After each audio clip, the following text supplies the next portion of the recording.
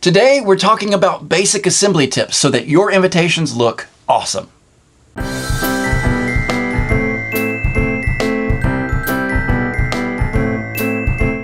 Hi, I'm Melissa. And I'm John, and welcome to Paper Truly. Today, we are talking about basic assembly tips, things that we've learned from assembling tens of thousands of invitations over the years. So many invitations. So we're just going to dive right in with tip number one, which is wash your hands. Now, maybe that seems a little obvious. Does that seem a little basic? It does seem basic. You probably already know that. But I mean, how often have we had to remember, oh yeah, go back, wash our hands after doing something. Maybe we got distracted by one of our kids. Not that that ever happens. Or maybe we took a break and had lunch because we'd been assembling all morning, took a break, had lunch, had a snack or something. Wash your hands. Wash your hands? Mm-hmm. Wash your hands. Easy. Easy as that. All right? Number two is make your space. Now, this was one that you contributed to the list. So why don't you tell us more about making your space? Well, I've got everything laid out here. But you want to just make sure that you have enough space to organize everything, because especially if you have a more complicated design, you'll have lots of little bits that you'll just need to basically kind of make a fort around yourself. Wait. A paper fort. A paper fort? A paper and other little things fort.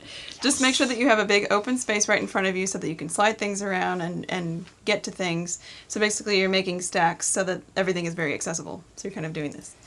It seems a little obvious, but sometimes you need more space than it seems, especially if you have a lot of quantity, because sometimes you'll just need multiple stacks for how many you have. And then, like I said, some of our designs are more complicated, so you'll have just lots of little piles of things to pull from. Yeah. And a big thing, kitchen tables are great, but we use a lot of these self-healing cutting mats. They're a nice flat surface. They're very easy to clean. They're not going to leave stuff on your invitations. Whereas if you just use your tabletop, you might have crumbs, you might have other stuff that can get stuck or get slipped into the invitation somehow. So we really like using self-healing cutting mats like this to help us make our space. Tip 3 is use the right tools for the job. So, Miss, what is the number one tool? If they buy nothing else, what's the number one tool that someone should have if they're assembling their own invitations? I would say the most common one is a scoring tool. Sometimes they call them bone folders. There's a lot of different styles of these. You can see here there's 3 different ones. This one kind of looks more like a knife, and John likes using this one because he's got bigger hands. My favorite one is this one because it doesn't matter which way you're holding it. It's the same on both sides. But it's nice and smooth, and you'll just hold it and like run it along the edge to make a nice crisp fold. Which for a lot of things, like how flat they lay in the envelope, just feels more professional and comes out of the envelope better. But mostly it'll just give you a really crisp look. What's another tool that they need to have? Some of our designs require adhesive. Which really is just a tape runner. Mm-hmm. So you can find ones like this that's a double-sided permanent tape runner that are super fast to use. This particular one is a little bit thinner, which works really well for some designs. Like the textures of the paper will stick really well to this kind of tape. This one we use for some of our designs that have ribbon, because it's a folded ribbon that you'll be laying the tape across, and the dimensionality of this works best for that application. This tape would not work as well for that, and this tape might not work as well for paper to paper because it's a little thicker, and it just doesn't grab as well as this one does. So they are different. So there's different applications for different types of the adhesive. And the big thing is that it's a permanent adhesive. It's not the dots. It's a permanent single runner. Mm-hmm. Because there's a whole bunch of different types. They all kind of look the same, and you have to look on the package and be sure you're picking up the right one.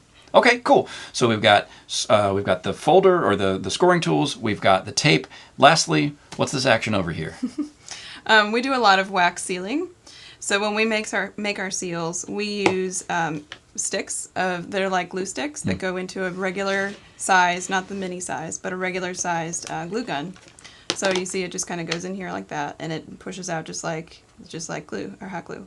These are definitely better than wax. With wick wax. Yes, wick wax. Wick wax. Because we have found, especially with lighter colors, that it'll actually burn the color, and it'll look burnt when it comes out. So like if you're doing white seals, it won't be white. It'll be pretty gross. You'll get char from the wick. I mean, all that stuff is there versus something like this with a glue gun. It's an electric heating element. It's going to heat it very evenly, and you'll be able to get a lot of impressions very quickly. Tip 4 is do one thing at a time. Now, I know, you're going to get all your invitation stuff together. You've got your space made, you've got your tools made, and the instinct is to grab the first one and make everything nice and perfect for every little detail on it. Get the stamp on the RSVP, get the stamp on the envelope. You maybe, if you have ribbon, you wrap the ribbon around, you stuff everything, you lick seal everything, and you just make a nice stack. And here's my perfectly assembled, done invitation number 1. That might be a mistake. It will take you longer to do the whole stack if you do them Yes. all.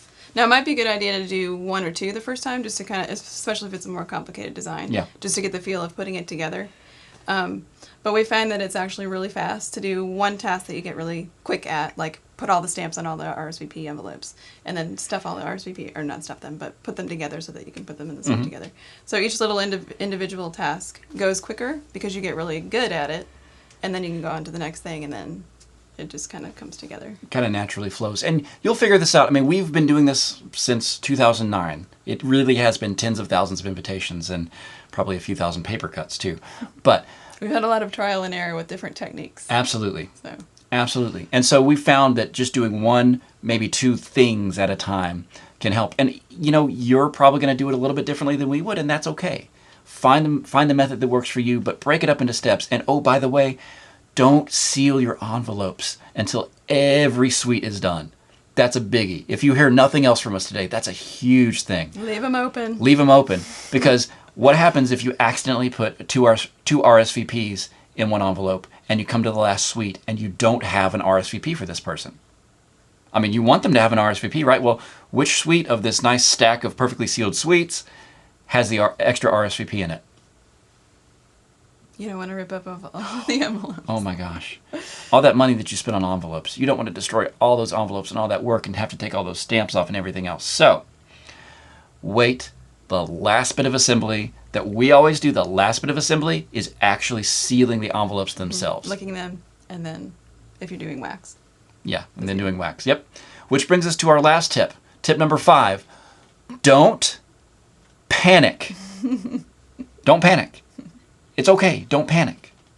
Because you're probably going to make a mistake. We still make mistakes sometimes. Well, no, we don't. We're perfect. We're human. So what's give me a common example of something that can go wrong that's actually pretty easy to fix. I would say the first thing that I thought of was, just doing the wax.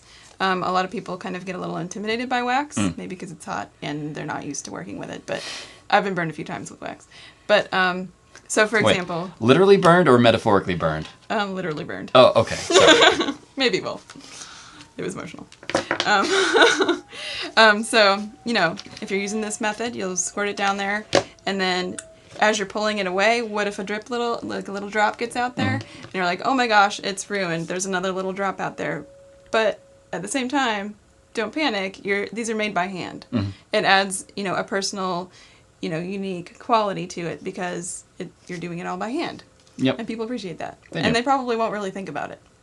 Another thing would be alignment of things like stamps. Stamps come back up pretty easily. In fact, we've had some lately that barely go down and stay down. I don't know why. I don't know what the Postal Service has changed. On them, I don't know. Yeah, but if your stamp is slightly off, you know what? Most of them peel off fairly well. Yeah. It might depend on the texture. Like we were talking about adhesive with paper textures before.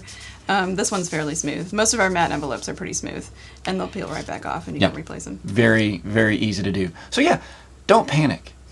I mean, and if you are one of our customers and you're watching this video, we have probably slipped a couple of extra things in there for you. Maybe it's an extra seal or 2, or maybe it's an extra piece of ribbon, or some of the things that we know sometimes get messed up. We'll try to slip an extra 1 or 2 in there for you because we know mistakes happen. So don't panic. Hey, thanks for watching. Subscribe for bi-weekly video updates in your feed. You can catch us on Insta, Facebook, and Twitter @PaperTruly. And as always, you can find our shop at papertruly.com.